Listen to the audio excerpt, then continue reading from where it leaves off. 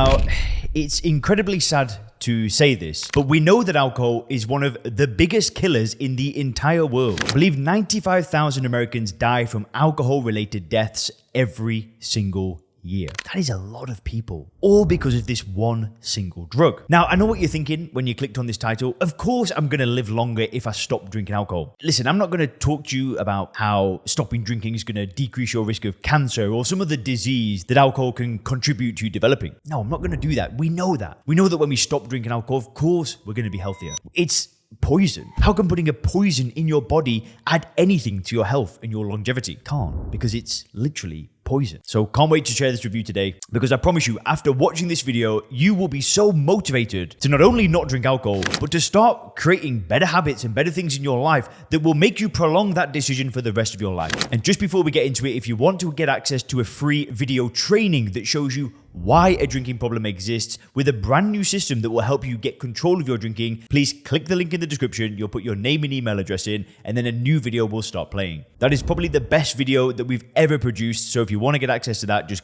click the link down below and get ready to be blown away. But now, back to the video. So what inspired me to make this video was this book just arrived in the post. So let me grab it 1 second. So you might have already seen it. It's going pretty viral right now, but it's called Outlive. So it's a book on longevity. Now, I haven't started reading it yet, but what inspired me to actually buy the book was a friend of mine who's really into longevity sent me a graph. And the graph looks something like this. And basically, it's a summary of a study that shows that the better your VO2 max is, the lower your chance of death is. And basically, the better your VO2 max, the better things are. And as you can see, the fitter that you get, the less benefits there are. But at the end of the day, that was a pretty cool graph. So that inspired me to buy the book, which inspired me to make this video. But anyway, so I shared this graph with Joe. So Joe is a coach, so he works in the Sober Clear program. He also helps some of the members in there. And he said, Leon, how do you do this cardio? Like, I just can't motivate myself. Like, I do it, but I just hate it. And I sent him this graph because as soon as I saw this graph, I was just like, oh my word, like that is insane. I couldn't believe it. So I sent him the graph and he's like,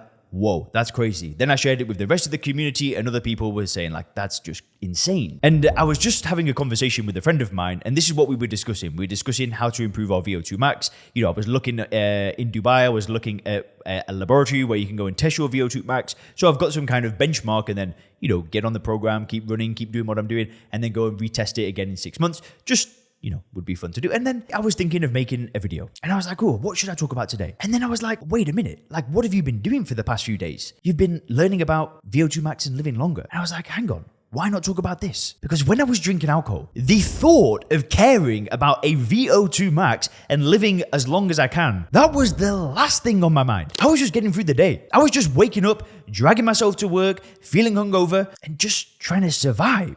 Maybe that week I wasn't drinking and I was just waiting for the weekend, then I could finally blow out. The last thing on my mind was, how am I going to live healthy and live a great quality of life when I'm in my 70s, 80s, 90s and beyond? I didn't give a And when I say that stopping drinking is going to make you live longer, I'm not talking about the cancer. I'm not talking about the diseases that alcohol can contribute to you developing. I'm talking about things like this. See, when you don't drink alcohol, the energy comes back, your clarity comes back. You're able to sit and study things. You're able to start thinking about the future with confidence that you're going to go into the future without this drug and this chain around your neck. You start to know that if you commit to a program, some exercise program, some health program, that you'll actually follow through with it and you're not going to fall off because you're out all weekend getting smashed. This is what I mean when I say that you'll live longer, because you start making better quality decisions. How can we live our life making this terrible decision to drink a destructive poison and then say, well, you know, at least I go to the gym, at least I eat healthy. But then every night you're there drinking a bottle of wine, drinking this poisonous substance that is lowering your life expectancy, making a terrible decision every single day. When you stop that bad decision, you can start making good decisions. You can start making quality decisions. You can start deciding to